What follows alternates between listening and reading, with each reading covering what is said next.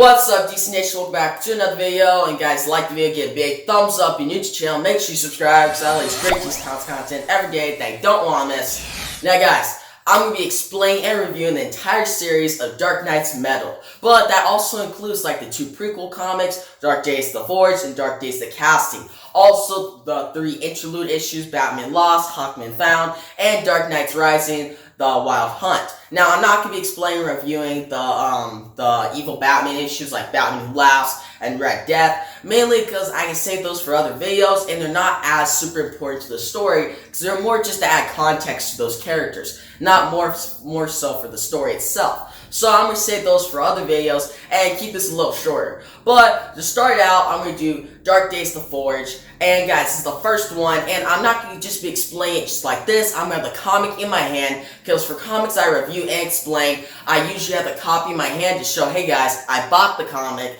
and I read it, and it gives more impact to it with the art, and just reading itself compared to just reading it digitally. Like, you don't get the same experience when you read it digitally compared to reading it on a copy. But guys, enough with this intro. Let's get to Dark Days the Forge.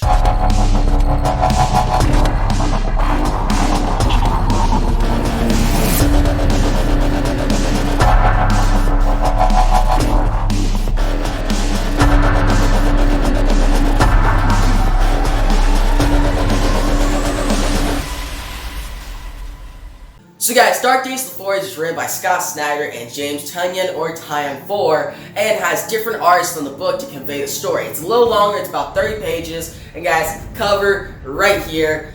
Look at that shiny cover. Guys, I haven't opened this comic in so long, which I know opening the comic and touching it, like, yeah, it devalues it, but I've already read it like this before, way back when the comic came out, so it was already devalued. But still, I like having, because I have 2 copies of this. It's way back, I had like a comic shop near me that if you came at like midnight, you could get the issue for like half off or something like that, and it was awesome. Like, I love that. But I would go there and I would get these, and since I'm getting for half off, I would get 2 of them. So I got one that I could just keep in it, and then one I could actually touch and read it like this, and use it for future stuff like this. But guys, that's when DC Comics were way less in price. Like, it was like $3. This one was actually $5, but that was expensive back then for those comics. But that was actually pretty good. It's 30 pages for $5. Not bad compared to like a 30-page comic now that it's going up, guys. Like, the regular 20-page comic is like $4 now. These comics are like $5 or $6. And also, there's been some comics that they're saying that could range up to $10. And I'm like, that's just crazy. I'm not paying for a comic that's $10. But back then, it was cheaper, and I was able to get 2 copies, which I really love. And I'm using this one now to explain it to you guys. But look at the cover right here. It looks pretty dope. It looks awesome. And starting out, we pretty much, I'm gonna skip over the Hawkman stuff first. I'll get back to it soon. But we see this one Dr. Madison, and he's in like this one place that like it's in like the ocean, and it's at like a Wayne Enterprise site. Now it's about to blow up, and Batman comes through it to save him because it's by like a volcano, so it's about getting engulfed with lava. So Batman saves him with this awesome suit. They get out, and Aquaman and Batman team up. So that's pretty dope. That's cool. And then after that, we see Batman and Aquaman talk, and Aquaman's like, hey, Bruce, why did you not tell me, like, what are you looking for? Are you hiding something from me? Why did you not tell me that there's like a Wayne Enterprise base in my pretty much ocean? And Batman pretty much dodges the question and doesn't reveal anything. Now, this is pretty much with Batman's MO. Back then, like Tower of Babel, which is a big storyline. It's an awesome comic, and it shows that Batman, he always plans to beat out all the Justice League members, always plans for everything, and keeps a lot of secrets. And this storyline actually like kind of evolves on this whole thing that Batman keeps secrets, he plans for things, and puts people in trouble at times. So after that, we see Green Lantern. He's talking to the Guardians of the Universe, and what happens here, to give you guys some context, pretty much in his own comic at the time, Hal Jordan, the Green Lantern Corps, which is pretty cool. It's a cool comic. You saw, like, before that in the Dark Side War, you saw Oa get blown up. So they had Mogo, which is pretty much a planet, just a Green Lantern planet. That's all it is. And they now, they have residence there. That's where all the Green Lanterns are. And Green Lantern Hal Jordan, this Green Lantern Hal Jordan, not John Stewart, Hal Renner, he heads over there and the Guardians of the Universe gives him a mission to go investigate at Wayne Manor. So even then, they are kind of like suspicious of Batman. Like something's there. Batman's hiding something big, and it gets it very like into that mystery, like what is he hiding, what big stuff is he hiding, and are we going to receive some big revelations in this issue.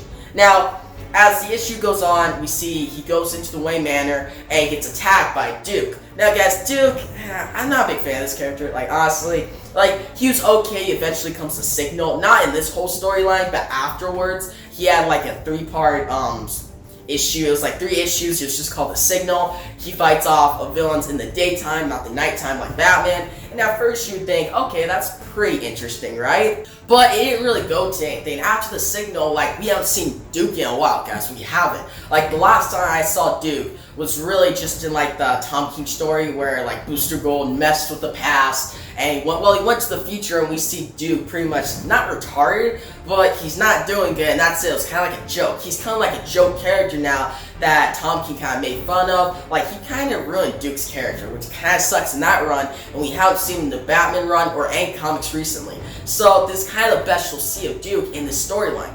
But we see him attack Green Lantern, and guys, before this, using Scott Snyder's Batman run, Scott Snyder introduced him, and he was we thought he would come like the new Robin, right? He was in the We Are Robin storyline, which is kind of a big storyline. Wasn't the greatest one, but it was okay at best. And Batman kept saying, hey, I'm trying something different. And he was kind of mentoring him, and Duke was coming better, and then he came to Signal. It was actually kind of like he was becoming more interesting, and he just dropped out. We haven't seen anything recently, so that kind of sucks.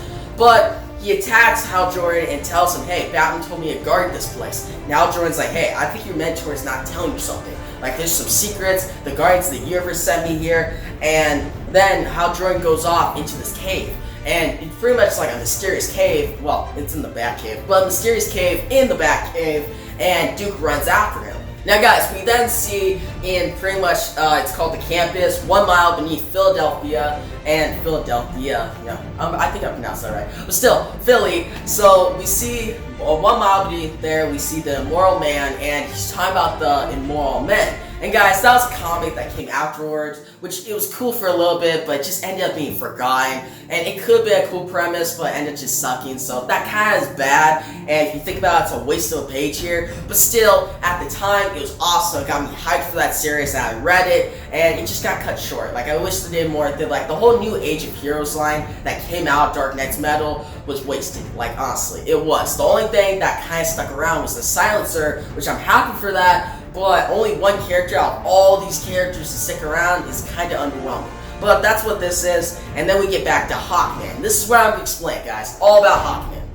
Now, what we see is Carter Hall, which is Hawkman, explain his journal about nth metal. Now, guys, this is pretty much like the 9th, not like 8th, like the 9th metal, and pretty much with Hawkman over his years, he pretty much is reincarnated all the time, like gets killed, reincarnated, all the time. He's killed by different people. Same with Hawkgirl. But before like Crisis on Infinite Earths, his whole origin was a mess. Like, he was a mess of a character, and they pretty much made easier to read and easier to understand with the reincarnated thing. So he's reincarnated and he keeps discovering this, and he's stabbed by nth metal. Like, that was the first thing that he was killed by. So he's trying to like find this out. So he writes a journal in this comic going after it, and then he went missing. So guys, Carl goes missing, and we don't know where he is. Now guys, we see Batman arrive in the Batcave, and he's going to look at something, right? And then he sees pretty much Mr. Terrific, which that's pretty cool. Michael Holt, he hasn't been in comics a lot at this time. Like, yeah, he's afterwards with like the Terrifics, which I actually really like that comic. I think it's kind of underrated. But he's in this. Mr. Terrific and Batman have been working together, and back then, like the New 52, Mr. Terrific was given like a series, and not so well at all. Like, I honestly wouldn't read that. Like, Mr. Terrific is an okay character, but I don't think he really deserves his own comic book series. And it pretty much told in like the sales, like nobody really bought it. So he was put in the Earth 2 comic, where it told stories in Earth 2 with different heroes, but he travels between Earth 1 and Earth 2 doing stuff. So Batman and Mr. Terrific been having like a partnership, and Batman's like, don't reveal my secrets. And Mr. Terrific in this part says, hey, I don't have fair play on my jacket, just to go against it. It's not for laughs. And then we see, on the next page, we pretty much see like Plastic Man. At the time, I know it was. I was like, what is this ball? And then later on, we find out it's Plastic Man, the story. And some people already knew it right off the bat, but I didn't read it. I was like, it's a couple years ago. I was just like, oh, awesome, epic story, it's cool. What's that? But still, that was pretty cool. So they have him, and Plastic Man has actually become very crucial later in the story in Dark Knight's Metal.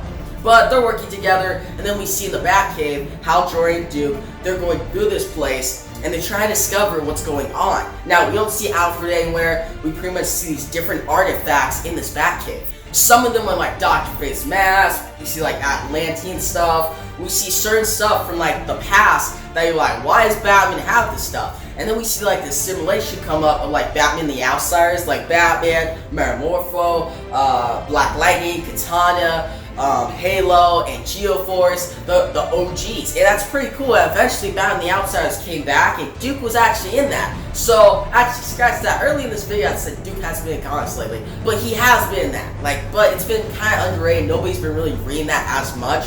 It's an underrated comic, and I do like it. And I may actually start reviewing it. But Duke's in it, Orphan's in it.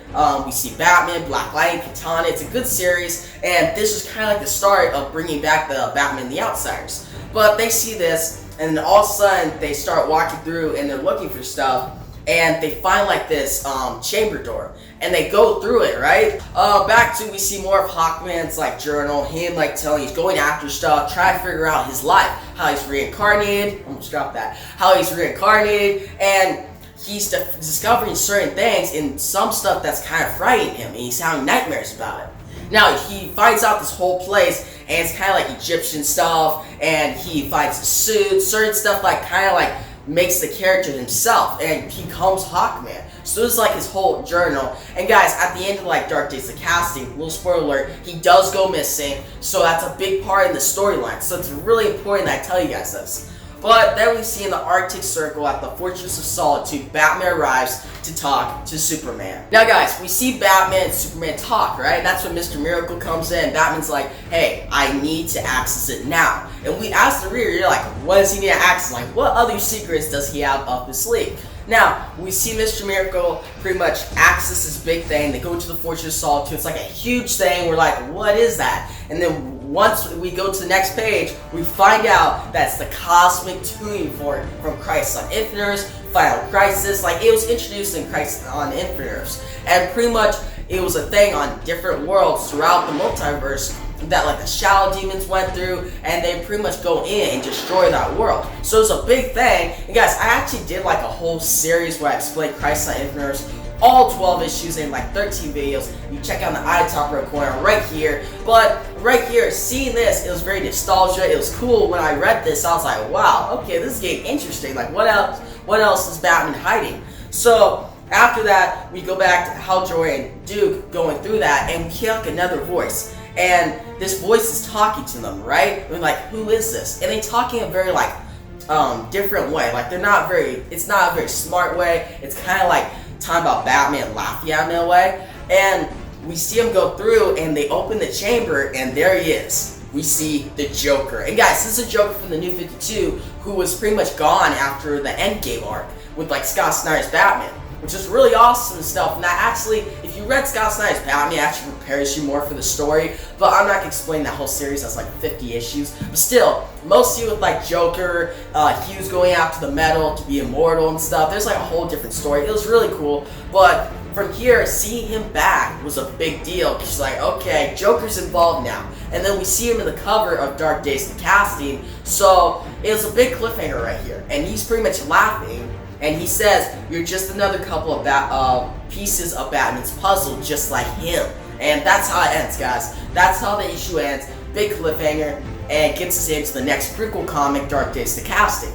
Now, guys, let me put this down. So, what I thought about this issue initially was it was pretty cool. The art was great. It's not as good as Greg Capullo's art, but still, like, pretty much like conveys that event style art. It was really good. And seeing like Mr. Terrific, Mr. Miracle, all these characters returning was dope. And then Batman had all these secrets and made it interesting with like a mystery. It was really cool. We saw Aquaman, Superman, all these different cameos, which was really cool. And then seeing the cosmic tuning fork, different like references to past DC lore, like a long time ago, like Crisis on Infinite Earths, making a reference to that makes the storyline seem very big, and it actually is. But guys, the big cliffhanger of Joker was like out of nowhere. Like, it shocked me at first. I was like, whoa, hold up. And it was really cool. And when I saw Duke and how Jordan go to the back here, I was like, okay, the reveal better be good because it's kind of the most boring part of the issue. But once we got to the Joker, it made up all that time like worth it. It was like, okay, I read through all that exposition, but it was worth it.